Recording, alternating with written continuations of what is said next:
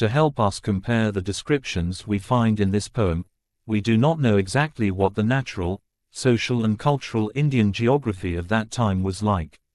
There were not as many kingdoms in Bharat at that time as there were during the Mahabharata period. Urban life is hardly seen south of the modern Vindhyas. Three patterns are seen in the society here: Arya, Vanara, Rakshasa. There are three groups in the Aryavarga. In North India, Dasharatha and Kausalya belong to Ayodhya and Kosala in the center.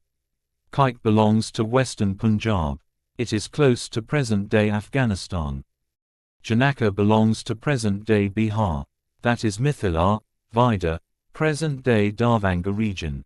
South of Jabalpur and below present-day Satana, the Aryavarga does not seem to have spread. In a part of Dandaka, most of what is now Hampi, the Vanaras lived and led a simple life. The Rakshasas ruled from Lanka. What and where was Lanka? It is not certain. Their outposts and spheres of influence extended to the Tenkameri of what is now Madhya Pradesh. Unfortunately, they did injustice by naming the area built for the displaced people of Bengal Dandakaranya. Shouldn't it have been given another name? Would that name have attracted people? No matter how beautiful the land was, it would have seemed like a wilderness to them. The sages had built their hermitages in a region that was not subject to anyone's rule. They would engage in penance in groups or individually. The demons opposed their life, which was engaged in sacrificial fireworks.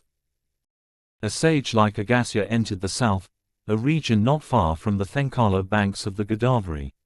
In the south, Ravana was like an emperor. Marika was his uncle.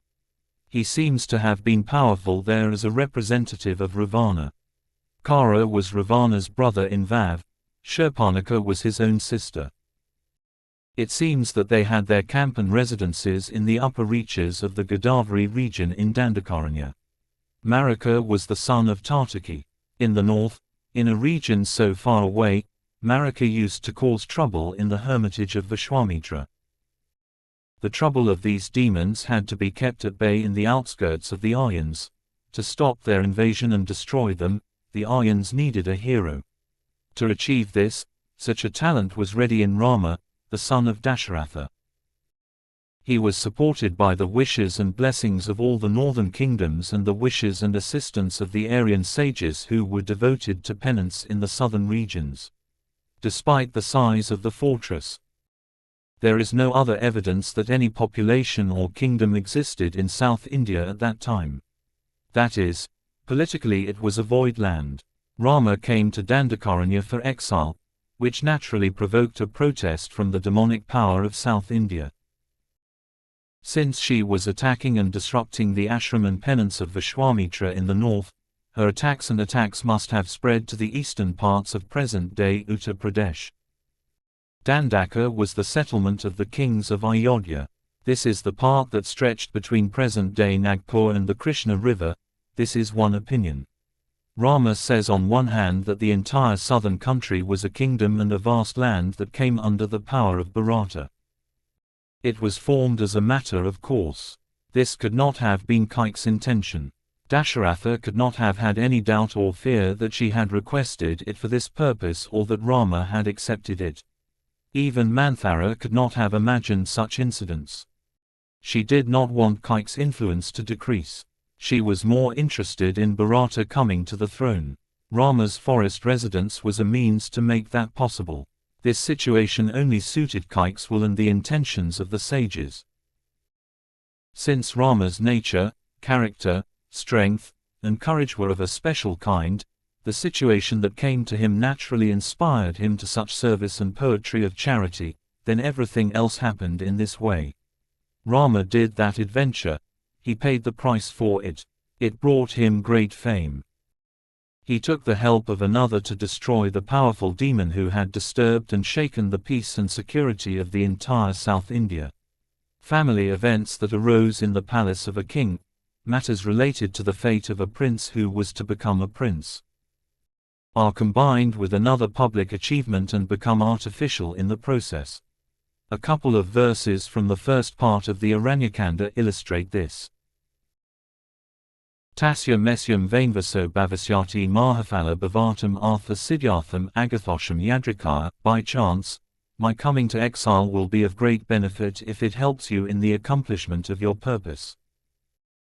The events that unfold from the Aranyakanda onwards are more suited to the circumstances of an individual's life than to a larger public action. The destruction of Tataka Subahu, the driving away of Marika, the relationship between Ikshakis and the Vedas, and the breaking of Parashurama's pride are all preludes.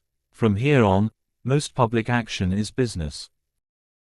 Although the story of the Ramayana is mainly related to the personal circumstances and fate of some people related to the family of Dasharatha, it can be self-sufficient to that extent, but another new foundation is added to it because it is invested in the much larger task of destroying the demon army led by Ravana. Although an incarnation story does not fit into the Ramayana, a new interest and benefit story can easily be added here in the context of the sage and the demon fight. The Ramayana was prevalent in Bharatkhand for a long time. To Valmiki's question, who is the king of the earth among the Naras?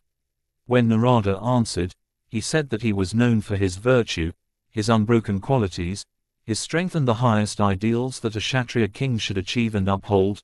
He said that he was the King Rama. The word Nara is important there.